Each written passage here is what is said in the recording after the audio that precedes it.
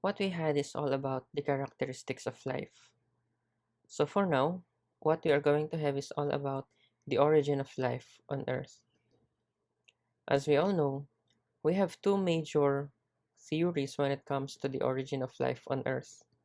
We have the abiogenesis and the biogenesis. So we're going to have the discussion of the difference between the two.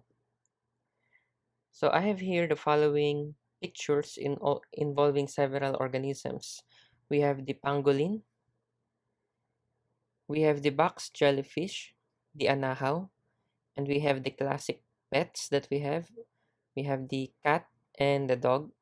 We also have here the tarsier, the birds of paradise orchid, the coconut, and some of the people call this as the tree of life simply because there are a lot of things that can be done here.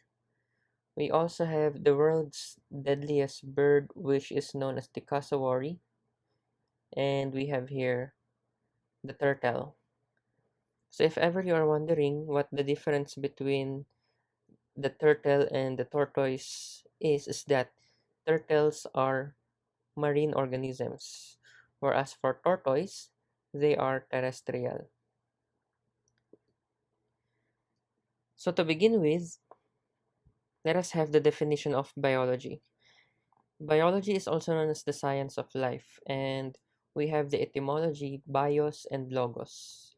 Bios meaning life, and logos meaning study. And it is referred to as the scientific study of life, its compositions, relationships, and the environment around life.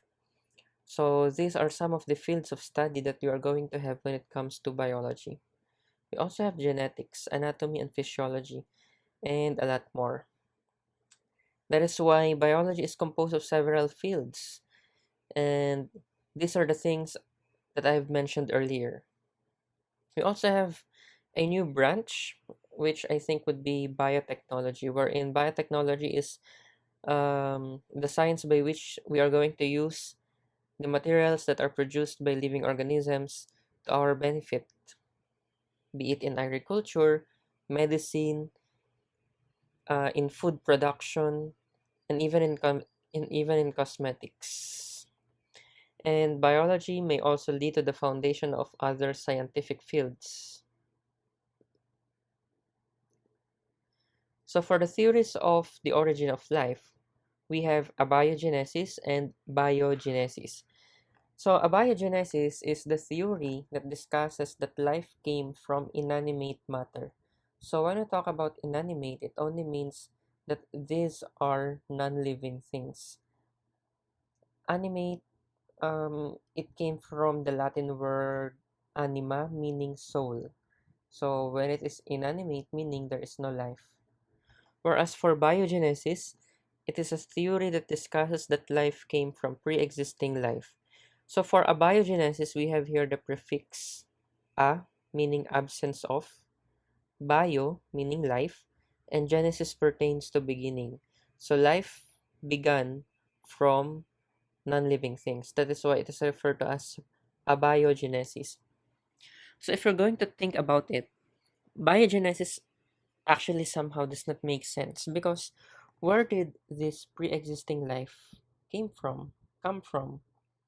So that is what we are that is what we are going to explain for this topic. So we have several fields or we have several theories under abiogenesis. Abiogenesis and biogenesis are actually two umbrella terms by which some theories can also be based from. So let us first have this lightning. According to this, electric sparks can generate amino acids and sugars from an atmosphere loaded with water, methane, ammonia, and hydrogen.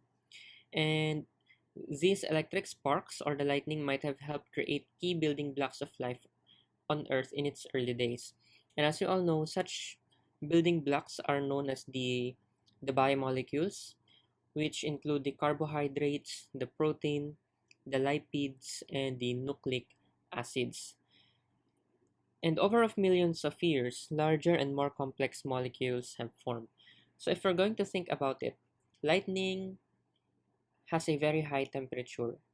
So when these elements or when these compounds are subject to very high temperature, there is what we refer to as chemical changes.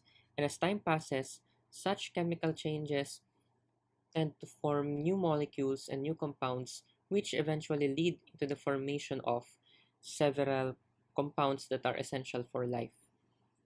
So, in reality, these lightnings help the proliferation of life on Earth. And as we all know, the previous atmosphere that our planet has is something which is full of these compounds.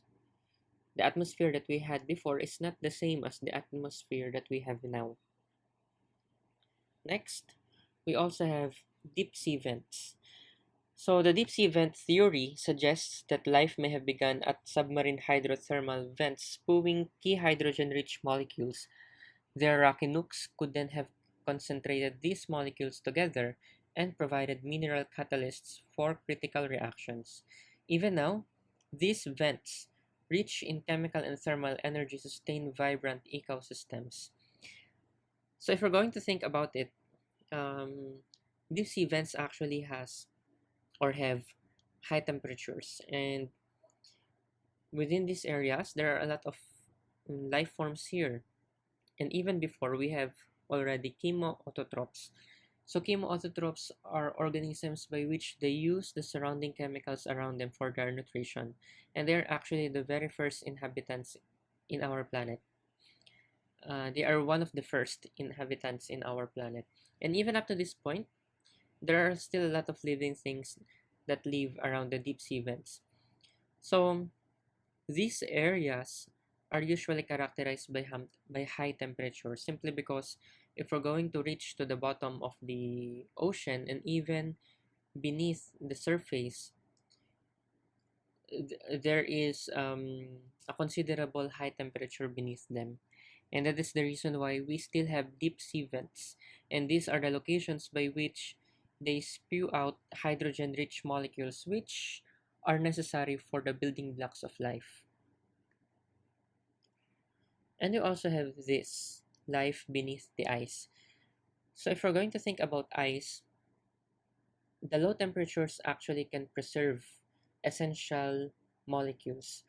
So since they are preserved in ice, they are protected from the sun as well.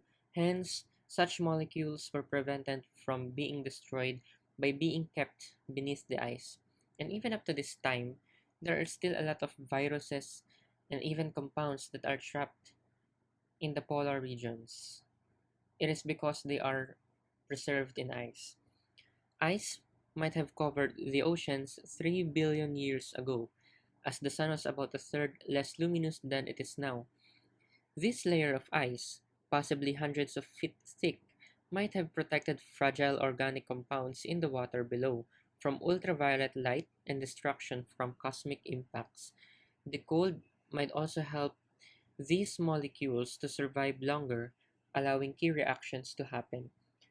So that is the very reason why such molecules that are present beneath the ice are protected from ultraviolet rays. So they are prevented from being destroyed. And we also have the theory of chemical evolution. So if we're going to think about it, life could really be originated from non-living things, simply because these compounds, water, ammonia, methane, biomolecules, carbohydrates, protein, lipids, all of those are non-living things. But if we're going to combine all of them, or if we're going or if there will be chemical reactions that will trigger the formation of other compounds, life could actually be present. So life might have begun with smaller molecules interacting with each other in cycles of reactions. These might have been contained in simple capsules akin to cell membranes, and over time, the more complex molecules that perform these reactions better than the smaller ones could have evolved. So when I say akin to cell membranes, it only means that these are similar to cell membranes. So let's say, for example, we have this circle here, and they are made up of phospholipid layers. Then they are the similar materials that make up our cell membrane. So if we're going to think about it, some of the compounds can actually combine until such time that they evolve into organelles, or until such time that they are able to produce different compounds that are really essential for life. So as time passes, this is something that could have happened before. And this is all about the theory of chemical evolution. Another theory under the theory of abiogenesis would be the panspermia. So in this theory, according to this, perhaps life did not begin on Earth at all, but was brought here from elsewhere in space, a notion known as panspermia. Another thing, for instance, rocks regularly blasted off Mars by cosmic impacts, and a number of Martian meteorites have been found on Earth that some researchers have controversially suggested brought microbes over here, potentially making us all Martians originally. So, what this theory is trying to say is that life did not begin on Earth. The thing that happened here is that a certain meteorite brought microbes here, and since the condition is very conducive to life, somehow they evolved into the life that we know today. And that is according to panspermia. And lastly, we have here the theory of spontaneous generation. So this theory is actually obsolete, and it is not acceptable to anyone right now, because according to this, spontaneous generation is the hypothetical process by which living organisms develop from non-living matter. Also, it is the archaic theory that utilized this process to explain the origin of life. Let's say, for example, you have a pile of trash. That certain pile of trash will give birth to pests such as the rat and even cockroaches. Or if ever you have a lot of laundry in your home, then that could probably give birth to certain organisms such as cockroaches and even fungi. However, by the 18th century, it had become obvious that higher organisms could not be produced by non-living material. So, a lot of scientists have discredited this theory simply because this does not make sense. And for the next video, what we are about to have would be the people who have discredited this theory of spontaneous generation. So if ever you have any questions or comments, you may put them below to the comment section. Thank you for having this.